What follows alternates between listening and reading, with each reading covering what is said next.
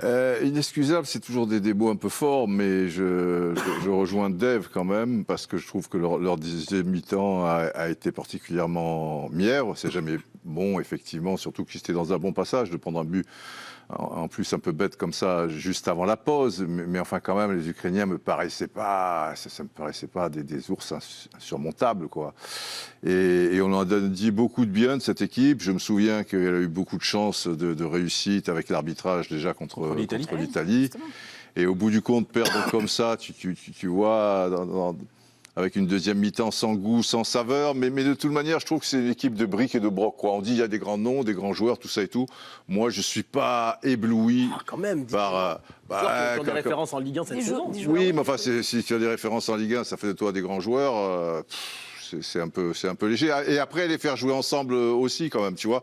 Je ne les sens pas arriver à maturité pour un bon nombre. Alors, le fait que ce soit des jeunes joueurs et qu'ils soient espoirs, par le passé, on pouvait le comprendre, mais aujourd'hui, un joueur comme ça, qui a 50, 80 matchs de Ligue 1, qui est un peu leader dans son équipe, comme tu vois, comme Thuram, comme peut-être un peu Lefebvre, Gouiri, dont on dit monts et merveilles, Cherki, je t'en parle pas, Barcola, Petit Foffolé, bon, les défenseurs. Je trouve pas que c'est une équipe, en tout cas. Quand je la vois jouer, il y a comme ça, de temps en temps, des petits éclairs, des petits échanges. Cacré, tu vois, qui est leader, qui est un petit peu haut quand même.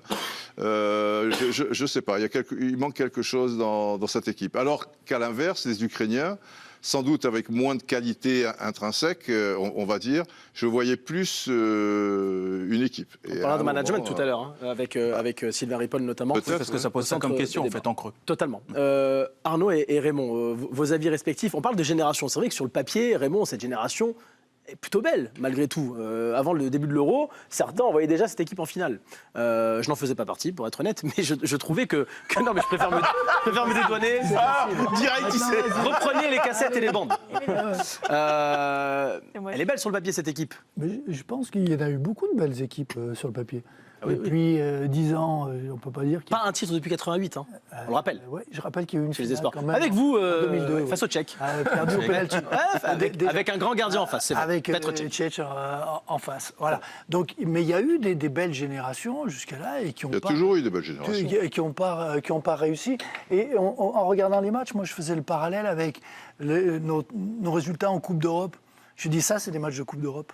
Les matchs d'espoir à ce niveau-là, c'est cette compétitivité, c'est cette âme de combattant, de collectif qui fait la différence. C'est pas le talent simplement qu'à voir les Ukrainiens, il y a quelques joueurs, mais le talent, c'est parce que les mecs, ils ont faim.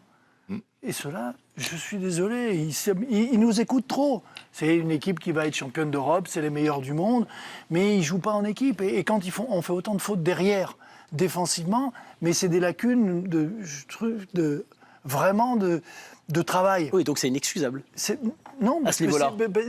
Non, parce que le travail défensif de Loukeba sur le 3e but, par exemple, je dis, mais j'ai un gamin de 15 ans qui défend comme ça, je le vire. C'est pas possible. Sur le 2e but, et les deux, je les enlève et je les sors. Je sais pas. On peut pas faire des fautes comme ça. On avait l'impression, je le disais en riant, on avait l'impression de voir la défense de Lyon des fois sur ces buts-là. C'est pas possible de prendre des buts comme ça. Et ça, c'est un état d'esprit. C'est défensif pour aller au haut niveau, pour gagner des compétitions de ce niveau-là. Il faut être costaud derrière.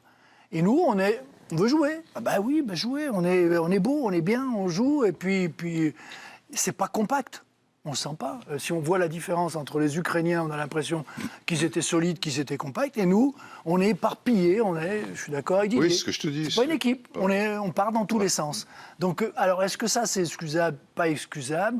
Est-ce que ça vient de l'entraîneur? Je dis non, parce que... On ne fait pas le débat avant. On aura ce débat tout à l'heure. Ça fait plus de 10 ans que ça... On tourne autour du pot déjà. Hein. Avant d'avoir la vie d'Arnaud, Afid, d'une réaction, celle du capitaine, Maxence Cacré. Maxence Cacré, forcément déçu. C'est au micro de beIN Sport. C'est une énorme déception. On avait le match en main, on a fauté, donc maintenant, on prend nos responsabilités. Allez, on est dans Ça veut dire quoi pour nous? Oui, j'avais posé la même question. C'est quoi ça veut dire quoi? On prend nos vacances.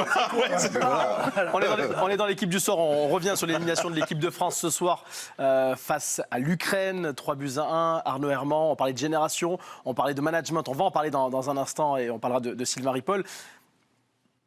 Qu'on se fasse éliminer par l'Angleterre, l'Espagne, qui semblaient être les favoris dans le dernier des dernières 8 équipes de cette Euro. Ok, l'Ukraine, on l'a pas vu venir. On connaissait un joueur a priori, Modric, qui revenait et qui était titulaire aujourd'hui. Qui a fait mal du reste. Et qui a fait mal d'ailleurs, qui a été très bon. C'est pour ça qu'on pose cette question d'inexcusable. On n'aurait peut-être pas posé cette question-là face à l'Espagne ou l'Angleterre. Oui, je pense que c'est lié aussi à un constat qui est tronqué dès le départ. C'est-à-dire qu'on voit cette équipe peut-être beaucoup plus belle qu'elle n'est. Et si on regarde son parcours dans le tournoi, alors certes, elle finit avec 9 points, mais elle fait un match contre la Norvège qui est insipide. Elle est très très juste face aux Italiens, et s'il n'y a pas l'erreur d'arbitrage à la fin, c'est pas une victoire. Et contre la Suisse, je pense Elle finit fort contre la Suisse. Oui, et du coup, mais on s'est dit peut-être qu'il y a un élan. Mais avant, c'est pas non plus... Mais elle n'attaque pas trop mal d'ailleurs ce soir. Mais alors peut-être que nos analyses sont un peu tronquées justement parce qu'on voit cette équipe trop belle. Didier et Raymond l'ont expliqué, c'est plus vraisemblablement une somme d'individualité qu'un collectif. Et on a le sentiment quand même que c'est pas nouveau avec l'équipe de France, qu'à chaque fois on dit oh là là, vous allez voir, là il y a X, Y, il arrive, Cherki c'est un crack, on a des débats sur lui à n'en plus finir. Et c'est peut-être effectivement un très bon joueur techniquement, mais est-ce que c'est un joueur de collectif? On peut s'interroger. Et plus globalement, moi j'ai toujours le sentiment que on fait à peu près toujours les mêmes constats à la fin.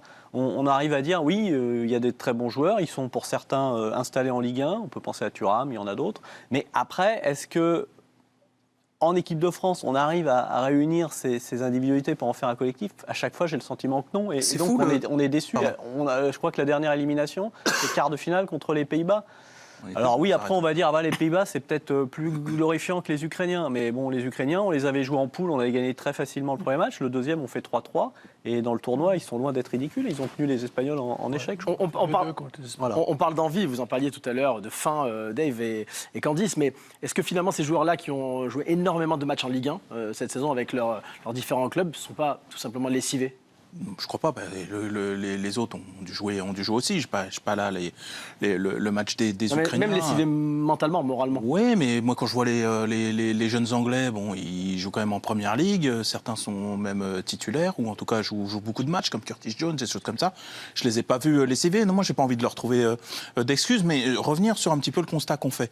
C'est-à-dire que on constate tous qu'il y a une difficulté, et assez récurrente d'ailleurs, cette génération, comme d'autres précédentes, à former des équipes, alors que, par ailleurs, c'est quand même des joueurs qui s'exportent bien, on verra cela, mais je pense que ce ne sera pas différent des générations précédentes, qui ont de la valeur individuelle, qui s'adaptent à peu près à n'importe quel championnat, enfin qui valorisent la fameuse formation à la française. Et c'est ça qui est bizarre, c'est qu'en fait la difficulté à un moment donné, c'est-à-dire en espoir à former une équipe, contrairement à d'autres équipes qui, par exemple les Espagnols, ont cette faculté-là, et leur valeur individuelle qui est quand même avérée. Donc ça, c'est un truc que je m'explique pas trop. Avec une victoire tranquille. Pour l'instant, non débuté. Non, mais tranquillement, ça va. Non, je veux pas ça.